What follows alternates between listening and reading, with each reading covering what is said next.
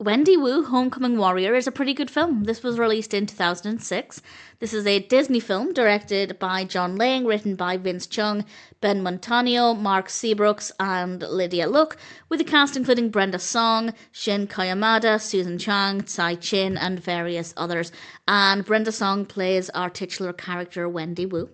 And she finds out that she's the reincarnation of a female warrior, and she's kind of currently more interested in focusing on homecoming and typical teenage things, but she also needs to start considering training so that she can use her powers before destruction occurs. Needless to say, that's a lot for anybody of any age to deal with, but particularly for a teenager, and this is Wendy's attempts to balance everything and begin her training while still living her everyday life as a teen. The narrative works really, really well. The pacing is very good. It didn't take too long to get to the point. I didn't know if it would be completely for me. It's not my kind of story. I'm not really into martial arts type films. There are exceptions where it does work well for me, so there was always the chance that I'd enjoy it.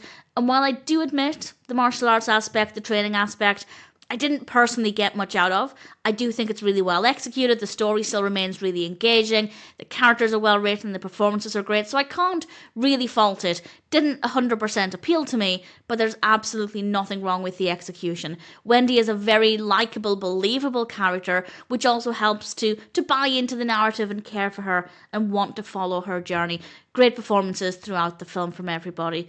The music is really great. Visually, it's good as well, with good camera work and lighting and some good locations. Some nice costumes as well. I think it does kind of feel early 2000s in some ways, but it also feels a little timeless. It doesn't feel very dated either. So that's certainly not a bad thing, but also it doesn't feel very nostalgic for me either. It didn't quite have that 2006, maybe 2005 when it was filmed, feel to it. So it wasn't nostalgic in that way, but also it works in the film's favour in some other ways.